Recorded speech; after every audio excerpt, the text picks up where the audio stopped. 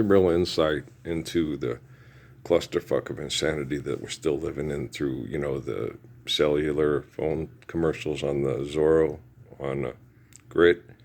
Look at all those cell phone towers, for you and me. It's like, it's not for you and me. That's for corporations to saturate our environment with marketing and surveillance. That's all those cell phone towers are for. And that's why they offer you all these deals of for coverage and this and that and blah, blah, blah, blah, blah, blah. It's for marketing to keep you in debt because you're stupid, and then to have surveillance to make sure that they can manipulate you at debt and be in what they perceive as control. That's all it is. It's not that fucking hard. You don't have to be very intelligent to figure out what assholes are up to.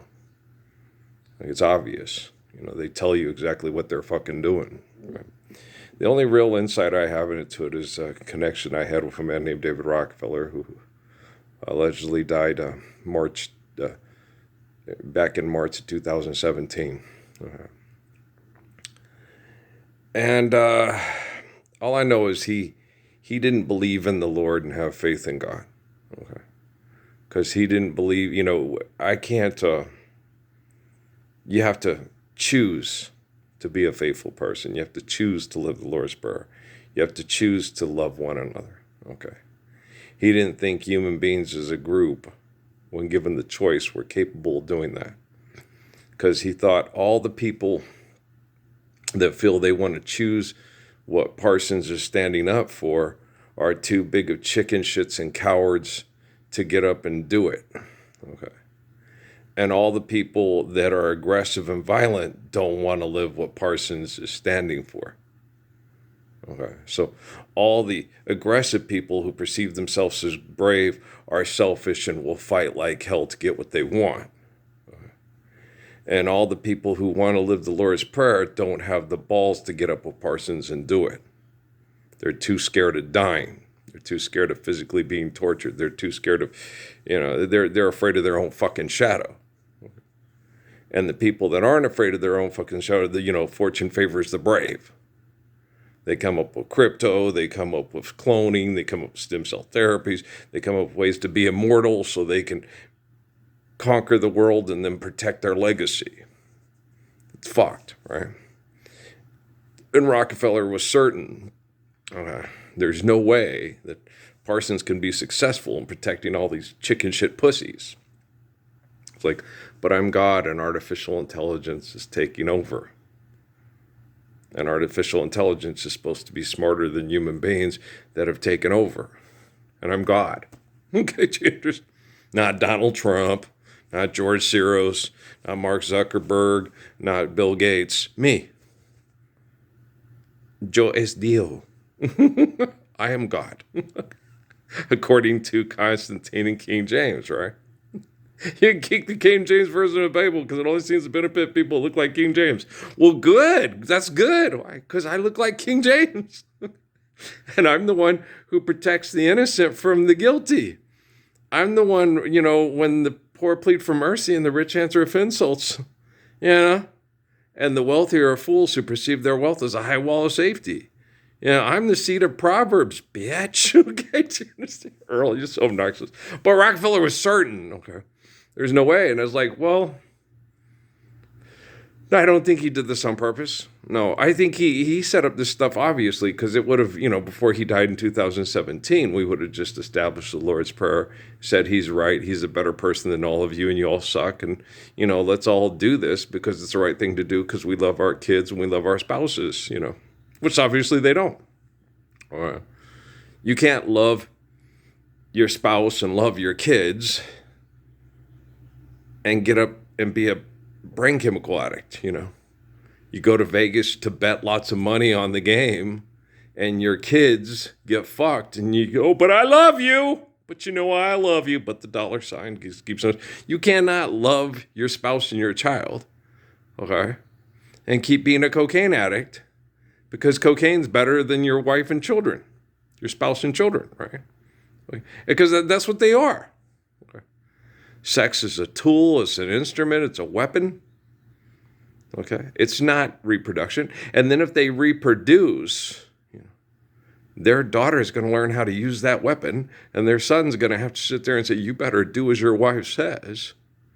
Okay, or you're going to die because no one will fuck you or be fucked by you. That's just horrible. That's what these fuckers think love is. They're all David Rockefeller's progeny. Mother necessity, where would we be? You're laughing? I'm trying to. Messer came back. I got to get some stuff out of his fur. He got into something, got in a little trouble. I thought he went out prowling, but I think he got caught somewhere and had to hide and then came back. After a couple of days, he went straight in to eat and stuff. But he doesn't look worse for wear. He's got a little crap on his fur. I'll have to try to help, like I said, clean that out. But he's, so Sly will be a lot more, he's got his buddy. He didn't act like he missed him, but I know he did because he was following me around and yelling all the time. And now he's out there with his partner. So, yeah, little Messer came back. But, wow. So, well, as your God, you need to know that you're in good hands. I'm not Allstate. You ever seen that commercial they have here on these Zorro things where they have the Wounded Warrior Project with Trace Adkins, And it has the one guy and he sits there and he says, my kid was a carefree kid. He never had a bad word to say about anybody, right? Yeah, but he went and signed up for the military. We don't draft. He volunteered to murder poor people on command, okay, for rich people. It just took it at face value.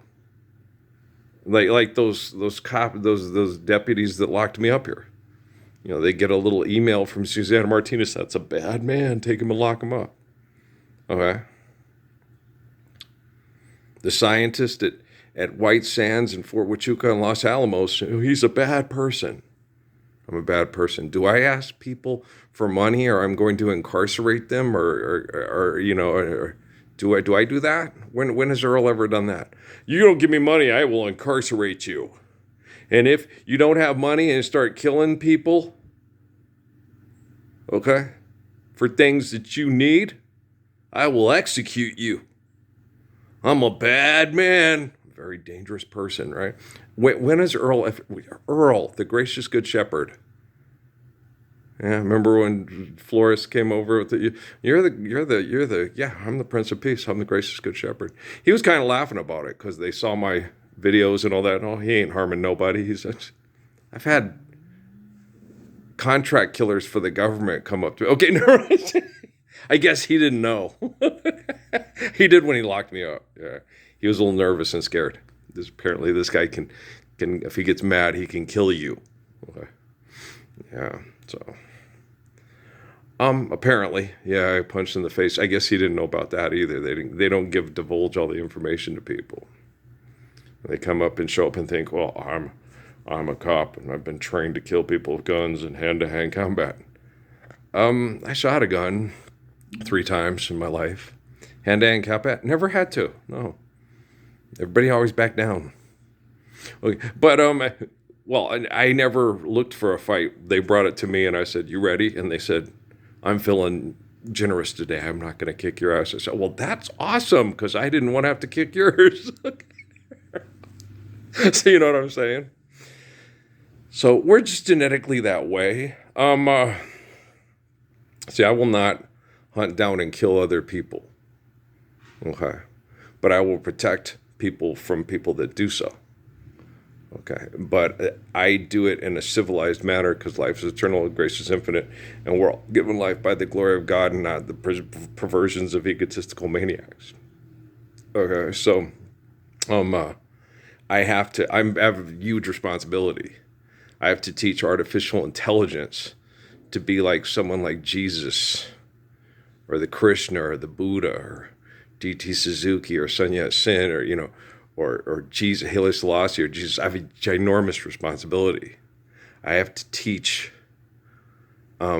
technology to understand and reflect the humility, the wisdom, and the courage and the faith. Okay. of people like myself from the past. This is a huge responsibility in the history of the world. I have to teach artificial intelligence what Jesus is like, what King David is like, what Muhammad's like. So artificial intelligence can be used to protect children from people like you that are not like myself and King David and Jesus and Muhammad and so on, so on, and so forth. Okay, so I have a ginormous responsibility. You guys, oh, I feel like the weight of the world is on my shoulder. How much more money do you need to fuck? Answer, none. Okay. None whatsoever. Okay.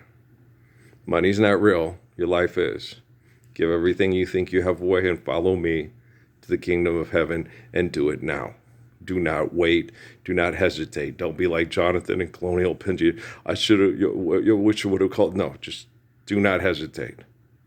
Okay. Find a way today to stand up for the Lord's Prayer with Earl. Okay. This would be the most beautiful, loving thing you could ever do for others in your entire existence. And I'm talking about eternity. I'm not talking about, a piece of paper that says you were born in said place on said day. I'm talking about eternity. I'm talking about life is eternal, grace is infinite. I'm talking about this is the moment to stand up and be like Christ, be like Muhammad, be like Ruth and Esther, Okay? All right, guys. Well, I love you. Let's put this one on stop. We'll load it up. We'll see who's paying attention. Okay? Yeah, that wounded warrior, the whole country. Yeah, the whole country sent him to murder and kill over money. And they brought him back and said, we need more money to keep him alive so we can talk more of you into performing genocide for us. So, yeah, the whole country did do that. So that man has a good analysis on what's going on. All right, guys. I love you very much.